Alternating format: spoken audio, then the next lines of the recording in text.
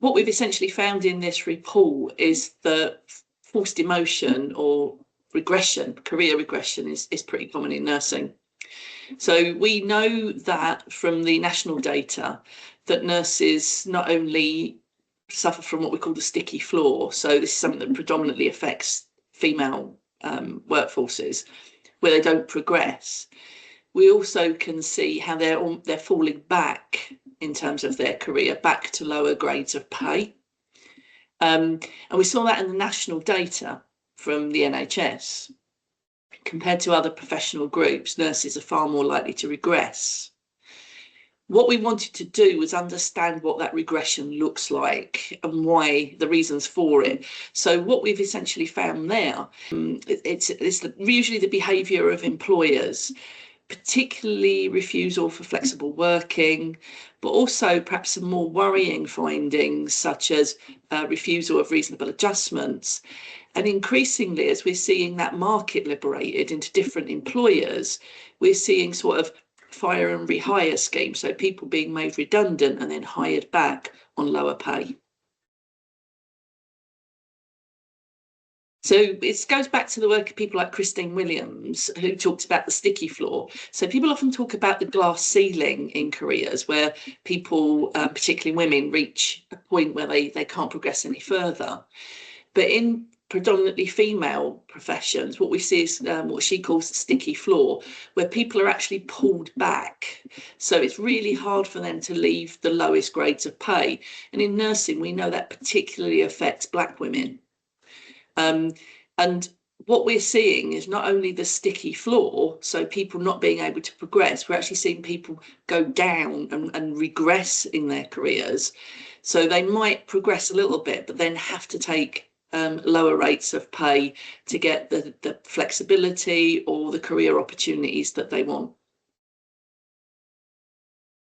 What we're seeing from the data that we've collected is that people are asking for flexible working and it's being refused, but then offered at lower grades of pay.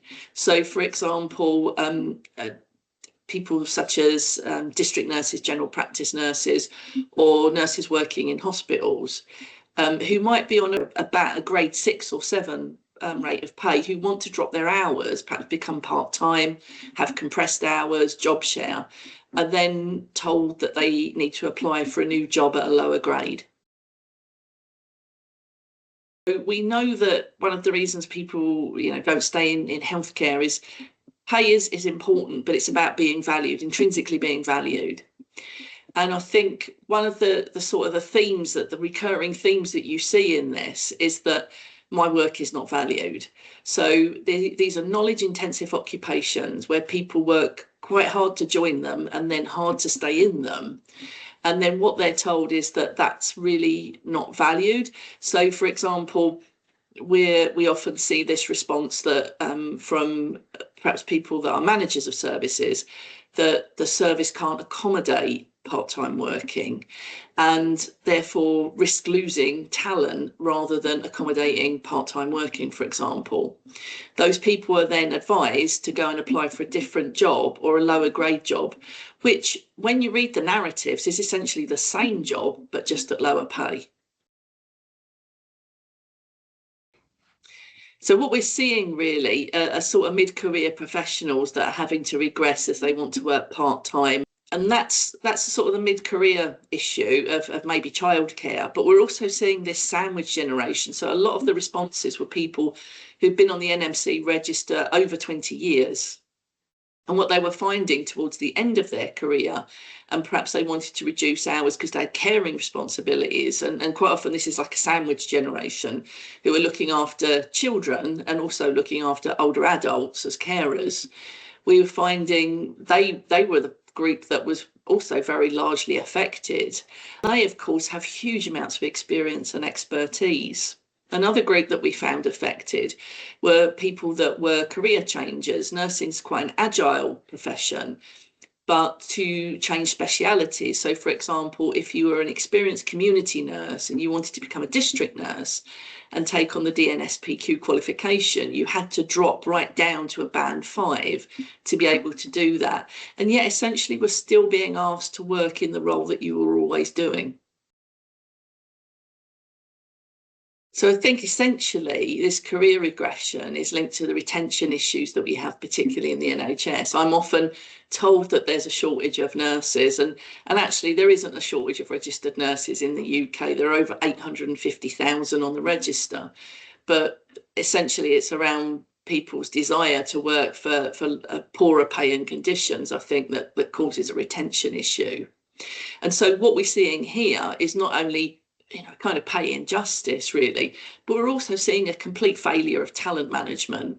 So if you are a very, very experienced nurse with 20 years experience, and then you want to work part-time, and then you're only offered either on retire and return or part-time hours, a much lower rate of pay, but still expected to do the job you've always done, then that's a complete failure in terms of talent management, and it is unsurprising that those people then decide to leave.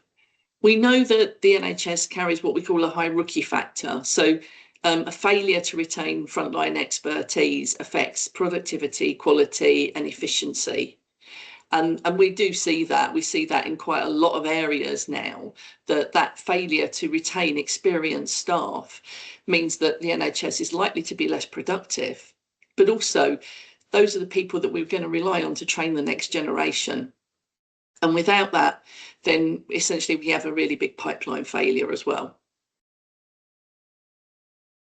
One of the fundamental issues here is that nursing isn't particularly valued. It is a knowledge-intensive occupation, it's a safety-critical occupation, but I think it still isn't seen as that. It's still seen as a sort of semi-skilled technical kind of work.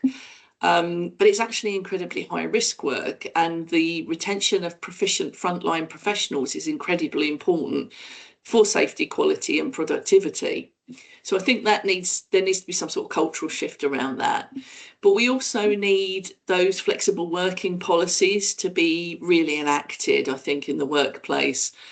Looking at these data and the experiences people have shared, they obviously have these policies in place, but they're very easily overridden by perhaps local management, or the justification for not offering flexible working is seen as a sort of service or operational need. And I think there needs to be consideration of that. The flexible working policies that are often quite well thought out need to be implemented, and need to be implemented fairly and honestly.